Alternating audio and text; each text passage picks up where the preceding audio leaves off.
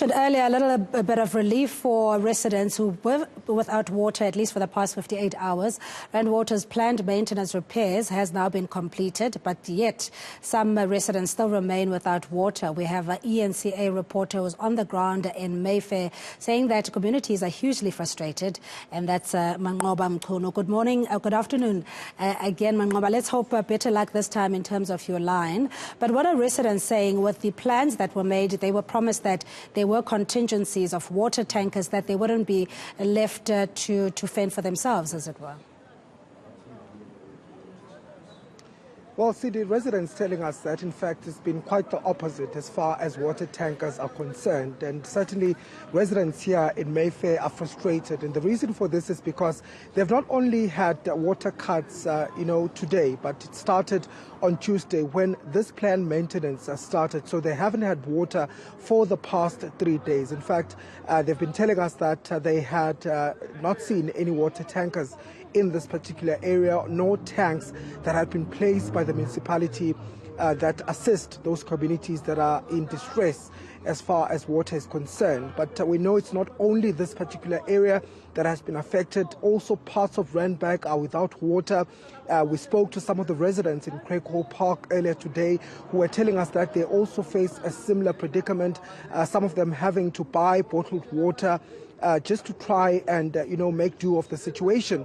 But also Auckland Park, Melville, those areas also remain affected by the water outages. We know that there's still issues as far as the Ekenhof water pump station is concerned. And that's what has caused most of the reservoirs as well as towers to run dry. And so residents could expect, to see these conditions for the next few days, according to Randwater, 5 to 14 days if this situation continues. But I want to get a sense from residents. We're at one of the schools here where residents are getting water from a tank here. In fact, it's a mosque, I understand. Yeah. Okay, yeah. Ma'am, just explain to us, firstly, how this is all affecting you as residents. I can see that you are scrambling for water. No, we really are scrambling for water. It's so difficult because, like you're saying, there's no tanks in our area at all. And some households here has more than 10 people in it. And coming here and standing in the long queues and trying to get water. And now we can't because there's no electricity for the past 3-4 hours. And it's the second time. I think we only had electricity for 3 hours for the day. So it's frustrating. It's highly frustrating. So what's the plan, ma'am? Has there been any communication as far as the contingency plans are concerned? Are you getting any information? No information. We do get the normal updates that, they post in our groups to say Rainwater said this or, everything went smoothly and whatever. But regarding tanks in the area, there's been nothing. I think on the day, if I'm not mistaken, maybe it was Wednesday, there was one tank in the area somewhere a couple of blocks down from us, which is very far. So, it's not a safe area to walk around in either. Neither is this corner a safe place to come to. And I can imagine, the difficulty at home when you don't have water. Yeah, it's you don't know what to cook, you don't know how to clean, you can't. It's very difficult. Okay. All right, let me move on to you, sir, just to explain. Of course, I see that you're also carrying a bucket to try and get water here. Yes, indeed, sir. And as you can see, we didn't even get to fill up because there were other people in the queue. The queue was quite long.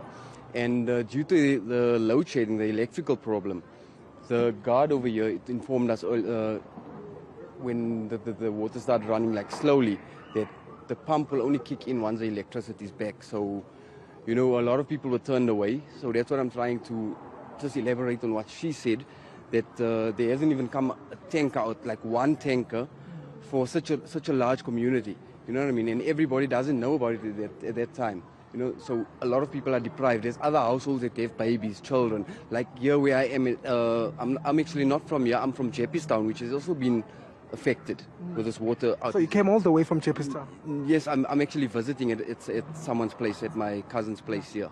So the kid needs just water, basic drinking water. There's a small child, you know what I mean? And the dishes are piled up. It's unhygienic. You know what I mean? It's not conducive to living standards. They can at least just send a tank out. Consider us. Randwater, though, says that they had issued notices with Joburg Water for residents to save water. Was that enough? obviously it wasn't enough. I mean, you can save, you can stock up, you can store like how many liters, a few buckets, that's like a 20-liter bucket, right?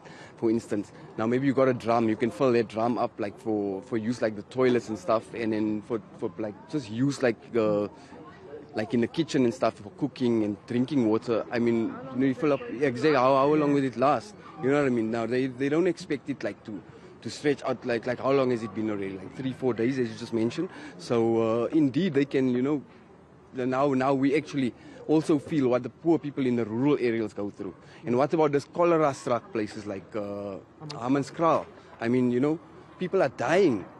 And, government just needs to do something, please. We're appealing and urging you, please just send some water trucks to us. Water is life. It's essential for everyone. Just survival. Thank you very much. Thank you very much, sir, for speaking to us. We can hear the desperation there from these residents, Cindy, just telling us that they are pleading for water tankers to come to their area, or for tanks, at least station tanks, to be deployed in their area. We know that there are over 100 of them have been deployed at various communities. But Rainwater saying that it might take a couple of days. In fact, it might even take weeks for the system to recover. Take a listen to what Makinosi Maru from Rainwater to say earlier on.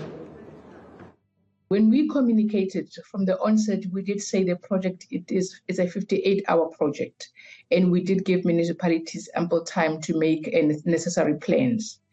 So as a result, we were hoping that they would be able to supply people with water while we are finalizing the project. But having mentioned that we have completed the project, we want to also to emphasize that the system needs time to fully recover. The high-lying areas might not have water. It will take a couple of days for the system to recover, but water is beginning to trickle in. We have received feedback from other areas. People are beginning to have water. And that's eNCA reporter Manqoba Mchunu, who is out in Mayfair speaking to frustrated residents, say that they have been without water for days on end as of Tuesday. And this is now impacting even on their living conditions, including a health scare. You can't do your laundry or clean up and dishes in particular, let alone preparing your meals, because there's a double whammy of a blackout stage 6 situation also happening concurrently. So we'll be touching base with him and our other reporters on developing stories. But what